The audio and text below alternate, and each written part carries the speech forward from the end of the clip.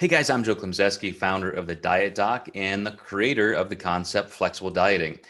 And I wanted to put together this longer form video to really explain why flexible dieting is the best tool for you to not only get to a goal of body composition change, some kind of a body transformation, losing body fat is what most people typically want to do. Some people actually want to gain muscle and go in a performance direction.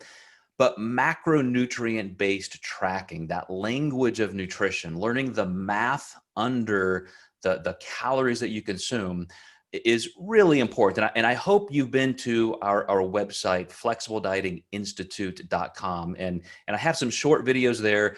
A lot of you are receiving this because you signed up for more information there. And I just wanted to spend the time we have today going over that concept I mentioned a couple of times called metabolic positioning. And it's a way I describe how we get into a maximum body fat burning mode, and then we can stay there. And the underlying foundation of that state is flexible dieting, because we have to have a methodology. We have to have a way of getting those calories in there. Even if you're following just a kind of a fad diet, somebody gave you some rules and you're eating this and not eating that. At the end of the day, you did consume a certain amount of calories, and to lose any body fat, it took a calorie deficit. But the reason a lot of people gain body fat back so rapidly and they keep yo-yo dieting back and forth, it's not always that they did any harm to themselves. There are some ways that you can suppress your metabolism unduly, and you can end up putting yourself in a hole that then is hard to climb back out of metabolically. Most of the time, it's just that we're not aware of what we're consuming. So understanding how many calories you need based on your age, your gender, your activity level, even your genetic base, your phenotype, all of those things matter. And I mentioned in those videos on our website, flexibledietinginstitute.com, that having a coach is important. That's the end goal of you being able to achieve complete independence. It's that you've learned that process from somebody. And I do understand, we're a country of do-it-yourselfers. I love to do that as much as anybody. I'm always going to, YouTube, finding videos, see if I can do something myself without having to pay for it somewhere else. But I can assure you, when it comes to nutrition and health and permanent body composition control, it can be helpful to work with a qualified coach that can take you through some of these principles I'm going to describe. But let's dive right into metabolic positioning, why I created that concept and what it means. So one of the things I learned very early on when I was working on my master's and first doctorate in nutrition was that there are ways that you can consume food, the same amount of calories, and still have different results. I mentioned in one of our videos on the page that one particular study, and I think it's been duplicated, showed 40 to 50% differences in body fat lost, even on the same amount of calories over time, just depending on how you divide those calories out into macronutrients, how you might work out your meal planning, your meal schedule, meal timing. All of that stuff matters. But as you create this calorie base and you decide how much protein I need, how much carbohydrate, how much fat, let me go through some of these details of what's happening really in your body physiologically. So I like to start with just the understanding that calorie need is pretty misunderstood. And you're going to get a lot of crazy ideas out there in diet culture. A lot of people will put arbitrary numbers like, oh, you can never eat under 2,000 calories a day, or you're going to ruin your metabolism. Well, truthfully, the average basal metabolic rate of an adult male is under 1,700 calories, and the average basal metabolic rate of the adult female is under 1,400 calories. And that's with no activity, so basal metabolic rate, no exercise added in, and no calorie deficit. That's not to lose. That is just to maintain. That's the definition of basal metabolic rate. Now, remember, anything that we're talking about that deals with a continuum, there is a 50% line. So that means 50% of people will have faster metabolic rates, 50% will have slower. So unfortunately, a lot of people who have difficulty with weight loss and they're looking for information like this, if it were easy for them, they could probably just, do a couple little simple things and start losing body fat. Those are the people who are genetically gifted on that metabolic scale. If you struggle with that, there may be a literal physical reason. 5% or so of adults, especially once you get over 40, end up with hypothyroid or decreased testosterone, things like that. Then there can be even a hormonal reason. But again, that's pretty small. It does skew with age, but that's something to look into if you feel you need. I would never recommend against getting a good blood panel and having that interpreted by a physician. Absolutely feel free to do that. But I just want you to understand that the goal is not always just to eat the most food you can, as if that's a challenge and a diet should allow you to eat the most. You want to eat what's right for you. It's relative. If I have somebody with a super, super fast metabolism, and I've had clients who need to eat 4,000 or more calories a day, or they lose weight, that's that phenotype we call an ectomorph. They just burn through so many calories. And when we talk about phenotype, you'll typically see they're like hyperactive people. They're always moving. They're almost nervous. They can have struggles with anxiety and insomnia, because that metabolic process isn't just for losing weight. It's your entire body processing. It's like the processor of a computer. Somebody who's very slow metabolically, they're just going to have that phenotype. They're going to have a slower personality. You're not going to see them move as much. They just don't necessarily like a lot of physical activity. They don't love to work out like other people do. And so you see those traits displayed throughout somebody's physical and even social life. So finding that right balance of calorie need is a skill, and it can be very important. So again, that you may be able to kind of do that on your own. And I give you that starting point of 1,650 to 1,700 calories for most adult men, 1,350 to 1,400 for most adult females. You can look some things up online. There are different BMI charts and things like that, different equations and formulas you can use, even different particular calculators. We have one called the macrodoc.com, modeled after the dietdoc.com. So the macrodoc.com is a calculator. You can go and answer some simple questions and see, what's a general calorie range that might be right for you. But as I've talked about through all of those videos on our website, flexible-dieting-institute.com, we have to break those down further into macronutrients. So the first thing I like to look at is protein, because that is a structural macronutrient. It's something that we use for building cells, repairing cells, for our nervous system, our immune system. And there's just not that much deviation, whether you're gaining weight, losing weight, performing high or not. There's just, there's definitely a range. We have the RDA, recommended daily allowance, which is a certain amount. And then a lot of science agencies over the last couple of decades have shown that 2 times that amount is a little bit more appropriate. And I don't want to confuse with a lot of math, but this is based on the metric scale. So kilograms, 0.8 grams of protein per kilogram of body weight is the RDA. For somebody my body size, around 180, that would be somewhere like, around 60 grams of protein a day as the RDA. Pretty low. That's why a lot of those science agencies came back to the table and said, with further research and analysis, looking at a broad spectrum of people's goals, we think 2 times the amount is more appropriate. And I have to say, I've tested my body composition pretty regularly, off and on, with self-studies in my own competitive life for the last 30 years. And as soon as I get to that level, which would be about 120, 125 grams of protein per day, that is where I maintain lean body mass. If I eat less than that, I'll start losing lean body mass. But if I get more than that, it doesn't necessarily help. There are situations where it can. Studies also show that up to 3 times the RDA of protein can be helpful for some people. Generally, those with faster metabolic rates. Maybe you're dieting and you're in a calorie deficit, you're still training very hard. There are reasons I would definitely suggest going a little bit higher. But if you go too high, it really just becomes wasted calories, because then your body will convert that extra protein that you just don't need into either body fat, that's kind of a last resort, or as carbohydrate. You break it down into glucose to be used as energy. But you don't get the actual benefit of the carbohydrate, because as you know, if you've dieted before on low carb diets or just controlling carbs, We need carbs. I am a fan of having enough carbohydrate. We have to manage them. We have to know how much we're getting and why, but I'm not a super low carb guy. That tool in the toolbox is something that's there if we need it for certain people.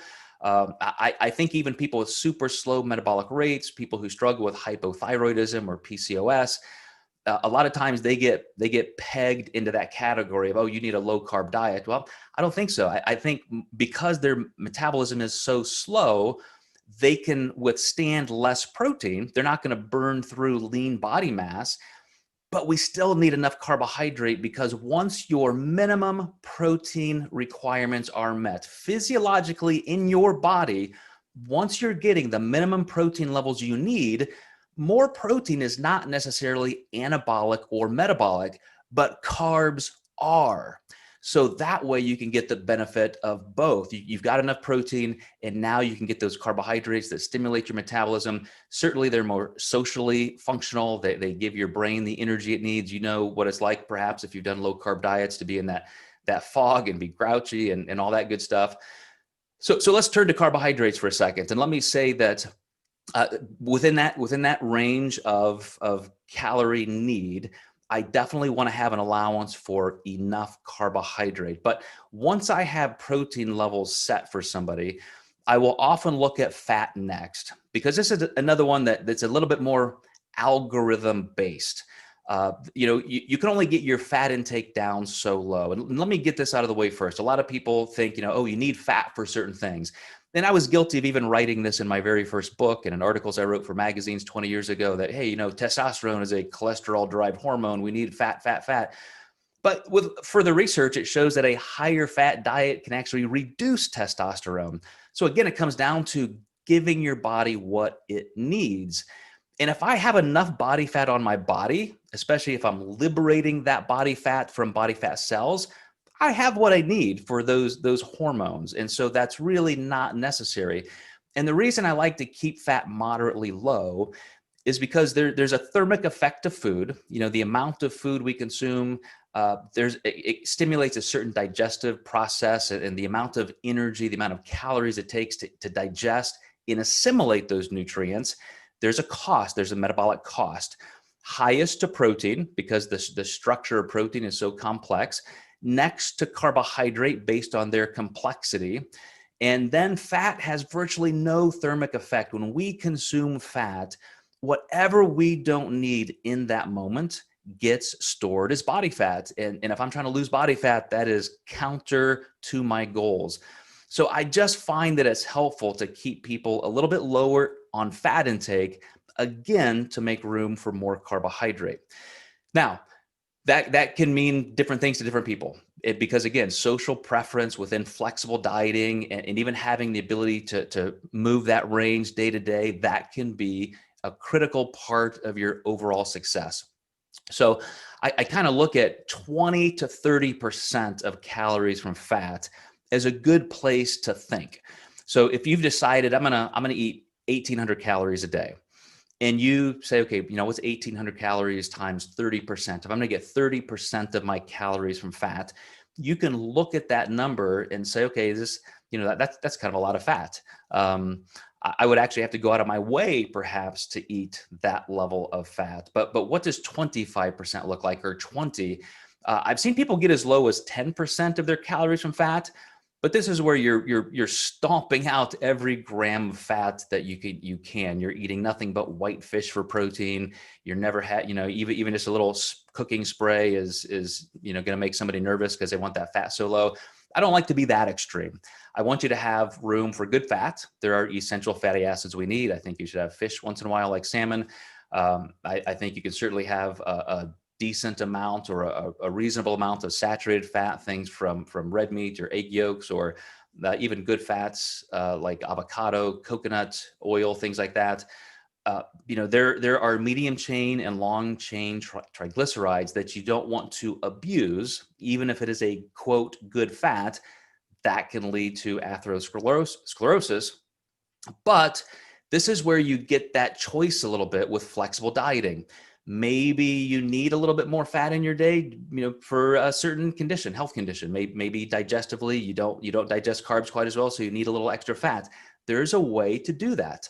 There's a way to get the best fats in there and say, well, I don't want to drop carbs all the way out, but let's drop them to a point where I can then increase my fat a little bit. You're going to have all kinds of control with that. And again, another good reason to work with a qualified coach. Always keep your primary care physician in the loop with changes that you're making so that you can make sure that you're supervised that way. But once you have protein ideals, you have that goal that you have a certain amount of protein for your structural needs, and within those nuances of your goals and your context of how you're dieting, what your overall performance or weight loss goals are, then you've decided how much fat is good for you. The rest of those calories come from carbohydrate. And this is how I train and certify and license coaches, is to go through this process physiologically.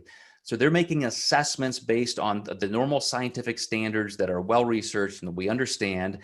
But then the art comes in applying that science to each individual and our interpretation and understanding of their genetics and their needs, but also with those preferences that I keep coming back to. That's where anchoring into flexibility can be so valuable. So then what does that look like? You have this macronutrient profile. You now have this calorie base, this energy balance that you're striving for. Now you've created this macronutrient profile. And I personally like to even make them available in ranges. I don't say, eat exactly 114.7 grams of carbs. I'm going to have a little range in there, and that could even fluctuate day to day. I will tell people, look, if your carbs are a little low today and you're a little high tomorrow, let's look at those net weekly averages. Let's look at those trend lines over time.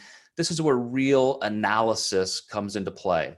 It's not necessarily a big data exercise, but it's looking at the personal data that matters to you. And therefore, tracking and accuracy and objectivity are pretty important principles in this. Matter of fact, you're not going to get very far if you're just winging it. So all the way back in my first video explaining what flexible dieting is, I mentioned the math of nutrition. And that's what this is. And if you can learn to be as objective as possible, you learn those frameworks. You learn, oh, this is what's in this. If I'm pouring out a cup of rice checks, I know what that looks like in my bowl. Maybe I don't have to get out that measuring cup every day. Or if I've weighed enough chicken breasts in my house and I go to a restaurant, I can look and say, whoa, that's 8 ounces easily. I'm going to estimate it at 8 ounces and take half of it home. Or maybe I'm a little low in protein for the day, so it's okay to have that bigger portion, at that meal. Again, flexible dieting, that's where you have those abilities to make decisions on the fly, to mold your food around your life. This whole concept of making somebody change their lifestyle. Obviously, there are ways you want to eat that are healthy and healthier, and you want to have those principles that support the health level that you want. But I want to fit food into your lifestyle. I want it to fit you, not the other way around. So once you get started and you're moving through this process, if your goal is to lose body fat, I'm going to lay that out there as just a premise of understanding here as our example. Let's say I want to lose a pound a week or so. You never want to push too far too fast and make this horrible and difficult to sustain. But let's say I want to lose a pound a week. I know that very first week, as I work through those intermediate energy stores in my body, specifically carbohydrates, stored glycogen, probably going to lose a little water. You've heard that. Everybody talks about water weight. That's very, very true. Every gram of glycogen in your body holds about 3 times its weight in water, kind of like a little sponge in there. And so you'll notice as soon as you start eating consistently, predictably, you're in that first day, second day, it's like, wow, I am going to the bathroom a lot. And that's a really good indication that you don't have as much carbohydrate in your body holding that water in. So there's really nothing physiologically magic about that. It's just a symptom of the fact that you're not retaining as much water. So that's going to show up on the scale. You're going to end up losing more weight than you think. Maybe that first week it's like, holy cow, I lost 5 pounds. This is amazing. there is a lot of that transitional weight change to factor in. Then by the time you get into your second week and third week, you're gonna get a really good indication of how much body fat you're actually losing. And there is a kind of a transitional phase, because when you've been maintaining your body weight up here, and now you're all of a sudden in a little bit of a deficit, your metabolism will down regulate a little bit. And so maybe you lose that initial bulk of weight I mentioned in the first week, and then the second and third week you lose a little bit. And maybe it's by the fourth or fifth week, you really see what's going to be sustainable at that calorie level. Then the other thing you have to realize is, let's say you do this for 6 weeks, 12 weeks, maybe even 6 months. Your body is going to change as you get leaner, as you get lighter. If I lose 25 pounds, it takes my heart, my lungs, my muscular system far less energy to carry me around. And so your metabolism actually decreases a little bit. Again, everybody thinks, having a massive metabolism is the biggest goal. The slowest metabolism is actually what helps you prolong life. When you can slow down your body processes, that actually slows down aging. So there's some benefit to a slower metabolism. That's just inherent in all of nature. We can talk about the life of a fruit fly versus an elephant if you want, and talk about metabolic rates. But when it comes down to your changing physiology, it's not going to be dramatic. It's not like all of a sudden you have to maintain your weight on just 400 calories. But you do have to realize that me at 200 pounds eats a certain amount of calories to maintain that weight. Me at 160 pounds, I need fewer calories. And that's a difference we have to kind of assess as we're moving. But it's not going to be, like flipping a switch. It's going to be very gradual and incremental. But I just want you to realize that nothing is wrong as you are seeing that weight loss slows a little bit. That's just the nature of the game in terms of you having a healthier physique. Your heart rate is slower. When I'm in my best shape, even if I went and got a physical right now, doctors always kind of marvel, like, geez, your heart rate's in the 40s or 50s. And that's a life of conditioning and exercise. And I'm sure it's way better for people who are, endurance athletes. But that means your body is aging slower, and that's a good thing. So you're going to hit some transitional points as well. And maybe even times of social change. You're going on a vacation, you're off for Thanksgiving or Christmas, and you're going to need to be able to adjust your nutrition plan a little bit. And this is where I like to keep one eye on the objective data and make some plans, make some allowances. Well, on Thanksgiving, I'm going to eat this way and do this. There's all kinds of behavioral things. If you go to our website, thedietdoc.com, our health psychologist, Dr. Corey Probst, phenomenal amounts of information there about health psychology and the behavioral aspects of food intake. Just can't recommend learning about that kind of stuff more. That's why she's such an integral part of our company. And we're just always going to lead with that kind of information. So you've got the mechanics and the nutrition know-how, but then you have to apply it in a way that's safe and healthy and sustainable. So as you're going through those phases where you may need a little allowance for a little more food, I always consider, just look toward maintenance first. If a client is going on a vacation for a week, here's what you've been doing. We're having all this success. Let's not just throw everything out the window and try and clean up the mess when you get back, but I want you to enjoy food. So, maybe you're going to eat fewer meals. And so we can maybe take out a serving of protein. You're not going to be training quite as hard. You're going to have fewer meals because you're busy, but you're going to probably eat out more in restaurants. So fat's going to be a little bit higher. So let's kind of shift the macronutrient targets in this direction. And those are things that are important to think about ahead of time, because you don't want to think that, okay, this is how I eat in real life, and then this is when the crap hits the fan.